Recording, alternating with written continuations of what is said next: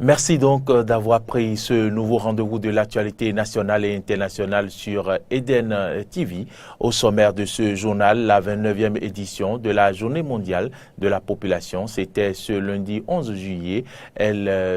C'était plutôt ce mercredi 11 juillet. Elle a été célébrée dans la ville de Lokossa. Vous suivrez le compte rendu dans ce journal. À suivre également dans cette édition la 6e session de la commission mixte paritaire d'extension du plateau continental qui a pris fin ce mercredi à Cotonou. Invalidation de l'évaluation des enseignants de la maternelle et du primaire et programmation d'une nouvelle évaluation. Et c'est une décision issue du Conseil des ministres de ce 11 juillet 2018. Plus de détails dans le développement des titres. Voilà pour le sommaire.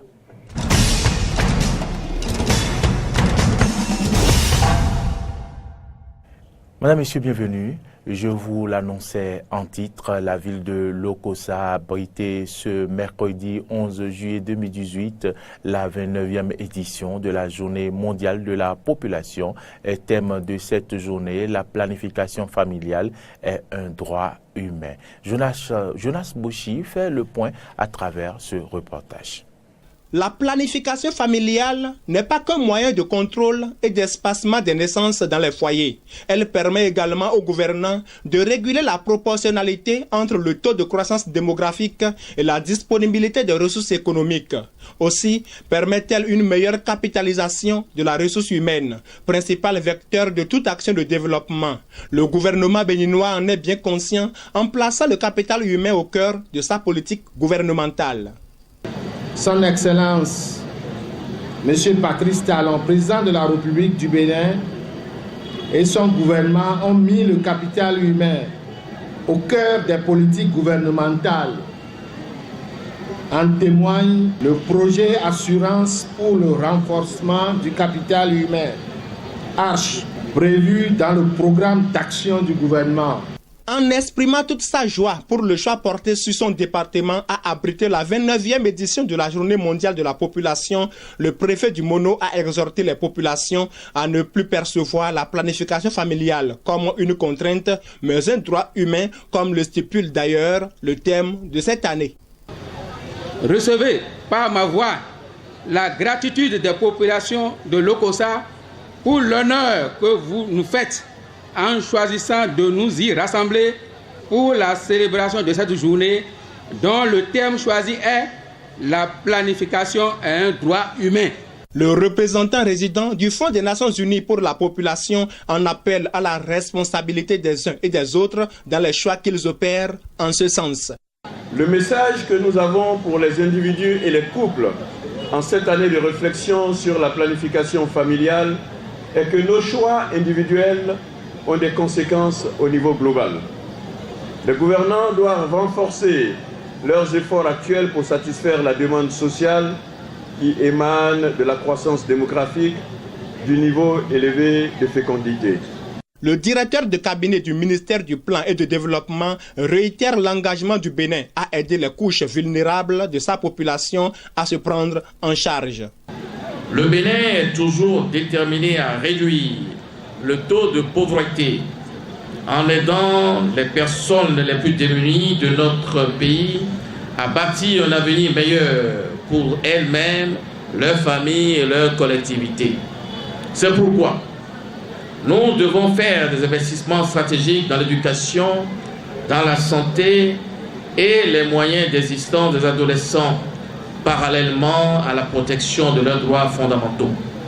Nous devons également fournir aux adolescentes et aux adolescents un ensemble de services qui leur permettent d'être mieux outillés pour prendre de bonnes décisions pour leur santé sexuelle et reproductive.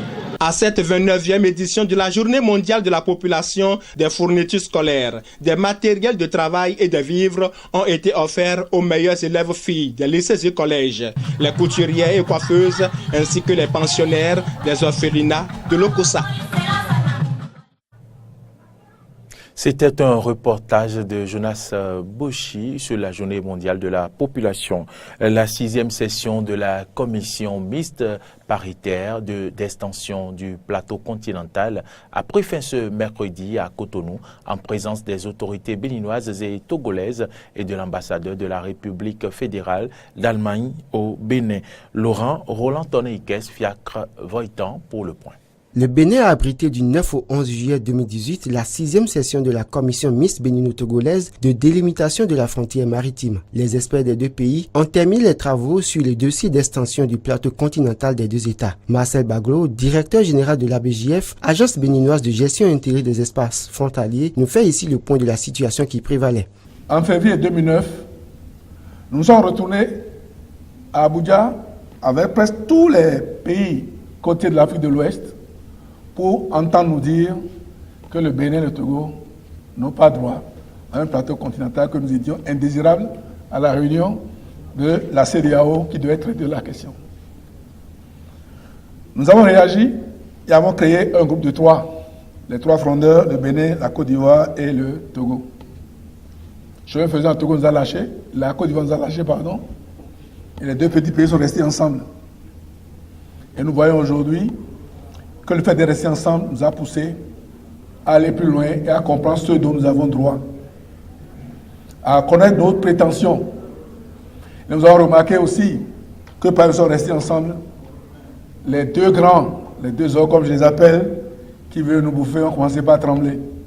Marcel Baglo a par ailleurs présenté de façon sommaire sur à quoi ressemblerait dans les prochaines années la frontière maritime entre le Bénin et le Togo. Ainsi donc, les travaux de cette session s'inscrivent dans le cadre de la mise en œuvre du programme Frontières de l'Union africaine financé par le ministère des Affaires étrangères de la République fédérale d'Allemagne et mise en œuvre par la GIZ. Les ministres des deux pays s'engagent à poursuivre les travaux jusqu'à soumission du dossier pour éviter les conflits. Je vais pouvoir dire ici, au nom de mes frères du Togo et du Bénin, que pour autant qu'ils ne tiennent qu'à nous, Togo et Bénin, nous sommes résolument engagés à éviter les conflits. C'est pour donner cet exemple que nous nous sommes mis conjointement. Pour dire, entre le Togo et le Bénin, il ne saurait avoir de conflit frontalier. En prenant acte des travaux exécutés par la commission mixte, avec l'assistance du cabinet international maritime Zone Solutions Limited, je m'engage à veiller avec les autres membres du gouvernement du Bénin au suivi rigoureux jusqu'au dépôt de ce précieux document à la division des affaires maritimes et du droit de la mer à New York, en collaboration bien sûr avec mon homologue membre du gouvernement togolais. Notons que c'est le cabinet maritime Zone Solutions Limited qui a été recruté par la GIZ pour appuyer les deux États dans le montage technique du dossier qui sera soumis à la division des affaires maritimes et du droit de la mer des Nations Unies en septembre 2018. Cette cérémonie de clôture des travaux a connu la participation de Aurélien Agbenossi et Séverin Quenom, respectivement ministre des Affaires étrangères et de la coopération et ministre de la Justice du Bénin, et de l'ambassadeur de la République fédérale d'Allemagne au Bénin. Le Conseil des ministres de ce mercredi s'est déroulé sous la présidence effective du chef du gouvernement, Patrice Talon. Plusieurs décisions sont à retenir, des communications approuvées, des nominations prononcées. Mais une décision retient l'attention. Elle est relative à l'invalidation de la dernière évaluation des enseignants de la maternelle et du primaire en date du 16 juin. Une nouvelle évaluation est prévue pour le 28 juillet. Suivons un extrait du point de presse lu par le ministre de la Culture, Oswald Omeki. Au titre des mesures normatives, le Conseil a adopté les décrets portant création, attribution, organisation et fonctionnement des organes de gestion du différend frontalier Bénin-Burkina Faso devant la Cour internationale de justice. Composition, attribution et fonctionnement de la Commission nationale chargée des réfugiés. En outre, il a été adopté 6 décrets portant agrément de diverses sociétés au régime A et B du Code des investissements aux fins de favoriser le développement de leurs activités. Au titre des communications, les dossiers ci-après ont été approuvés. Autorisation de ratification d'accords de crédit dans le cadre du projet d'investissement de résilience des zones côtières en Afrique de l'Ouest. Aussi, a-t-il été engagé le processus d'élaboration d'un document de politique nationale de la qualité des biens et services assorti d'un plan d'action. C'est pourquoi, en l'adoptant, le Conseil des ministres a instruit les ministres de travailler à sa mise en œuvre diligente. Stratégie nationale du Conseil agricole au Bénin. Le Conseil agricole est une approche d'accompagnement des exploitants agricoles. Quant à la stratégie nationale du Conseil agricole, SNCA, c'est le document de référence pour tout acteur désiré d'accompagner les exploitants agricoles dans la gestion de leurs entreprises. Reprise de l'évaluation des compétences pédagogiques des enseignants des écoles maternelles primaires publiques, puis pour le renforcement de leurs capacités. Dans le but de mettre en place, au titre de la formation continue des enseignants, des programmes de renforcement de capacités pertinents répondant à leurs besoins, le gouvernement a entrepris de réaliser un diagnostic de leurs capacités pédagogiques. L'évaluation organisée à cet effet, le 16 juin 2018, à l'attention de tous les enseignants, de la maternelle et du primaire du secteur public et d'une partie du secteur privé, a été émaillée de nombreuses défaillances et irrégularités n'ayant pas permis d'atteindre les résultats escomptés. C'est pourquoi, au regard de l'enjeu de cette évaluation pour l'avenir de l'école béninoise, il s'avère nécessaire de la reprendre pour assurer la participation de tous dans des conditions d'organisation et de crédibilité requises. Pour ce faire, les enseignants composeront dans les mêmes matières que précédemment, c'est-à-dire en français, en mathématiques et en pédagogie appliquée. Le Conseil des ministres a décidé de fixer la date de la reprise des épreuves au 28 juillet 2018. C'est officiel, c'est l'Union nationale des scolaires et étudiants du Bénin, suivie de la Fédération nationale des étudiants du Bénin qui sont élus organisations estudiantines les plus représentatives pour les 3 prochaines années pour le compte de l'Université d'Abomey-Calavi. Et c'est par la décision numéro 06-18 UAC du comité d'organisation des élections que son président, Kosivi Atiklemé, a annoncé ce 11 juillet la nouvelle. Suivez plutôt le compte rendu. Sans qu'on ait besoin de développer d'autres moyens, le comité décide. Article 1er. Les recours de la FNEB et de l'UNICEF en contestation des premières élections des organisations estudiantines les plus représentatives sont rejetés. Article 2. Les résultats définitifs des élections des organisations estudiantines les plus représentatives à l'UAC se présentent ainsi qu'il suit. Nombre d'inscrits, 63 308. Nombre de votants, 11 784. Taux de participation, 18,6%. Suffrage exprimé, 11 424. INSEB, nombre de voix, 5 660, soit 49,5%. FNEB, nombre de voix, 4 916, soit 43%. UNEB, nombre de voix, 848, soit 7,4%. Article 3. Au terme des premières élections des organisations estudiantines les plus représentatives de 2018, l'Union nationale des scolaires et étudiants du Bénin, UNSEB, et la Fédération nationale des étudiants du Bénin, FNEB, sont les plus représentatives de l'Université d'Abomey-Calavi. Article 4. La présente décision sera notifiée à l'Union nationale des scolaires et étudiants du Bénin, UNSEB, à la Fédération nationale des étudiants du Bénin, FNEB, à l'Union nationale des étudiants du Bénin, UNEB, au recteur de l'Université d'Abomey-Calavi et au ministre de l'Enseignement supérieur et de la Recherche scientifique.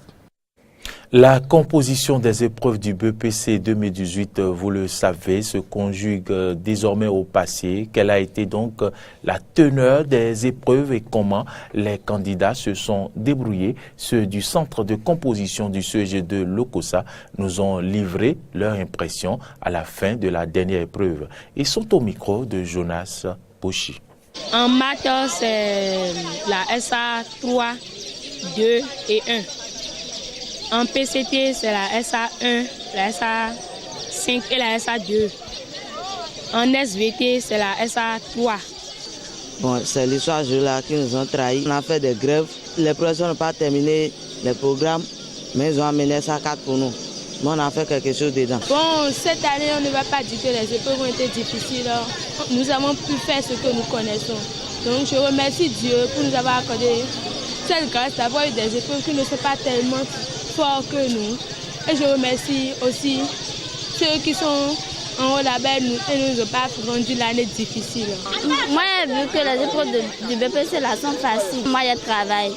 Bon, sans mentir, les épreuves n'étaient pas trop faciles ni difficiles. Et je crois que j'ai réussi. Je vois que c'est un peu abordable. Mais seulement j'ai eu un peu de difficultés au niveau de espagnol et maths. Je n'ai pas pu finir. Les épreuves étaient assez faciles, c'était abordable. J'ai eu un peu de difficultés en physique. J'ai travaillé dans toutes les matières sauf la mathématique. La mathématique là, c'est un peu compliqué quand même. Avec 62 voix en faveur de la proposition de loi portant amendement de la Constitution du Bénin, l'Assemblée nationale vient d'ouvrir la voie à l'organisation d'un référendum à cet effet. Mais au regard des contraintes qu'imposent les dispositions en vigueur, une question se pose. Peut-on encore organiser le référendum cette année? Le cas échéant, les chances que le oui l'emporte font aussi l'objet de polémiques. Nous vous proposons une analyse de la rédaction d'Eden TV et Diaspora FM sur le sujet. La recevabilité à l'Assemblée nationale de la loi portant amendement de la Constitution du 11 décembre 1990 et le blocage de son adoption par voie parlementaire, le référendum est désormais la seule issue. Mais sur toutes les lèvres, une question revient. Peut-on organiser le référendum? En principe, pour pouvoir organiser un référendum, il faut passer par la première session ordinaire qui tient généralement entre le premier trimestre et la fin du deuxième trimestre de l'année.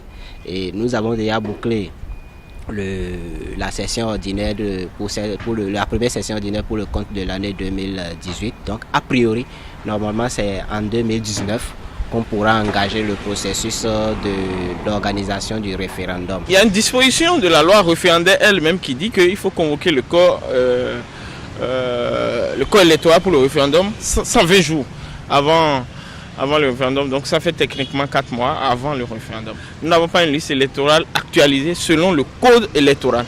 Le coût qui avoisinerait plusieurs milliards de francs CFA est évoqué, mais aussi le sentiment du gâchis à investir une fortune pour modifier 4 points d'une constitution qui pourtant mérite un plus large toilettage. Quant à la barrière que constitue la loi référendaire, le jeu politique peut encore tout changer. L'un des députés a annoncé qu'ils vont modifier la loi référendaire pour limiter ou bien pour réduire le temps de convocation du corps électoral. Ils arrivent à sauter le verrou de la loi tout de suite. C'est qu'ils peuvent dire que le référendum tient dans 30 jours. Ils peuvent dire que ça tient dans 20 jours. Et à partir du moment où on ne sait pas ce qui va en être de cette loi, là, on ne peut pas préjuger de la suite du processus. Rien n'est exclu encore pour le moment. Tout peut se jouer. Tout est dans les mains des acteurs politiques. Si la majorité parlementaire arrivait à favoriser l'organisation de ce référendum, il se poserait ensuite la question des chances du oui. Au niveau du camp qui a soutenu le pouvoir en place ou du camp qui ne l'a pas soutenu, il y a eu beaucoup de frictions, il y a beaucoup de difficultés. Les concitoyens vivent un certain nombre de difficultés au niveau des populations à la base. On a connu un certain nombre de réformes qui ont touché le cœur même des activités des populations qui peuvent être de nature à amener à voter le non. La plupart de ceux qui, aujourd'hui, quand vous discutez avec les Béninois, ils n'ont qu'à amener le référendum. Nous n'irons pas pour voter pour l'envoi, nous irons pour montrer que nous sommes mécontents de leur politique. Donc, ça peut se transformer en un vote pour manifester le mécontentement, qu'au lieu que ce soit réellement les 4 points qui sont pour lesquels on veut faire le référendum, que ce soit pour ça que les gens votent. Cependant, rien n'est joué d'avance. Dans le même temps, le gouvernement, d'une manière ou d'une autre, mène un certain nombre d'activités sur le terrain. Et vous n'êtes pas sans savoir que comme par le passé, le gouvernement actuel a repris les microcrédits aux plus pauvres avec l'amélioration de la cagnotte. Et donc, si on met les deux éléments positifs et négatifs dans la balance, les populations vont opérer le choix qui est le leur pour que le processus puisse aboutir soit à un oui, soit à un non. Mais le test querellé aurait simplement pu passer au Parlement si une toute petite précision était inscrite dans les dispositions transitoires.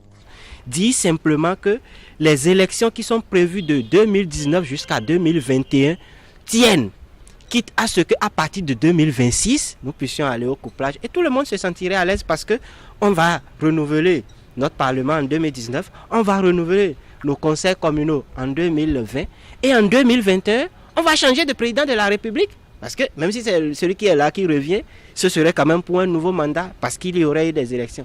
Mais du fait qu'il y ait manqué cette précision-là, les acteurs politiques se sont saisis de ça, ont trouvé des articles qui, d'une manière ou d'une autre, peuvent créer de confusion pour montrer que si nous engageons le processus et que ça passait, en 2021, nous n'aurons pas d'élection présidentielle. Celui qui est là va aussi bénéficier de dispositions transitoires jusqu'à 2026, ce qui n'est pas normal à leur goût. Et ils ont parfaitement raison. Un argument qui pourrait peser en cas de tenue du référendum.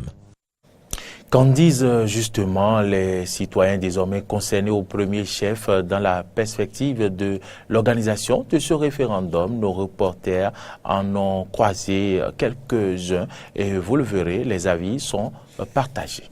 Je vote oui. Je veux m'accentuer sur les points de référendum. L'institutionnalisation de la suppression de la peine de mort, constitutionnalisation de la Cour de compte, groupage des élections qui est budgétivore et la représentativité de la femme. Vous voyez, si on doit être un citoyen honnête, quelles que soient nos tendances et nos sensibilités politiques, ce projet-là doit valider l'avis favorable, oui. Et il n'y en est pas plus que ça. Puisque, après le oui, c'est un projet de développement qui s'ensuit. Ce n'est pas pour plaire au président en exercice, non. Le président va passer, ces lois constitutionnalisées vont rester et d'autres présidents vont en faire montre pour une option de développement. En ce qui me concerne, concernant le référendum, moi je ne suis pas pour. Je ne suis pas pour parce que je me dis, pour le référendum, qu'est-ce qui est vraiment ce qu'il veut nous faire ou qu'est-ce qu'il nous demande. Pour moi, il y a plein de choses qu'on a à faire mieux que de réviser la Constitution ou bien d'aller même au référendum. Donc pour moi, je suis contre. En démocratie, c'est le sujet, n'est-ce pas, qui arrive à un moment donné de la vie. Et maintenant, je crois que notre président a déjà essayé une fois de vouloir réviser la Constitution et ça n'a pas marché. Maintenant, cette fois-ci, je crois que c'est les députés, n'est-ce pas, qui ont pris cette initiative de pouvoir lancer encore, une fois encore, cette révision de la Constitution. Voilà que à l'Assemblée, comment on appelle, la loi veut que, n'est-ce pas, que ce soit un référendum, n'est-ce pas, qui va déterminer, n'est-ce pas, si ou non il va réviser ou pas. Bon, mais si c'est ça, on va donner la parole au peuple. Le peuple va se prononcer sur la décision et puis il donnera son avis. Le référendum, c'est ce que nous avons, comment on appelle, souhaité. Parce qu'on a compris que ceux que nous envoyons à l'Assemblée nationale pour nous représenter ne nous représentent pas dignement. Donc pour nous, population, c'est une fierté, c'est une joie pour nous, comment on appelle, d'aller, comment on appelle, à ce référendum. Parce que ça nous permettra maintenant de nous exprimer et de dire, comment on appelle, ce que nous pensons par rapport à ça. Parce que la révision dont on nous parle, c'est des questions de développement. Je ne vois pas, comment on appelle, un point de cette révision-là qui va contre, comment on appelle, les intérêts du peuple.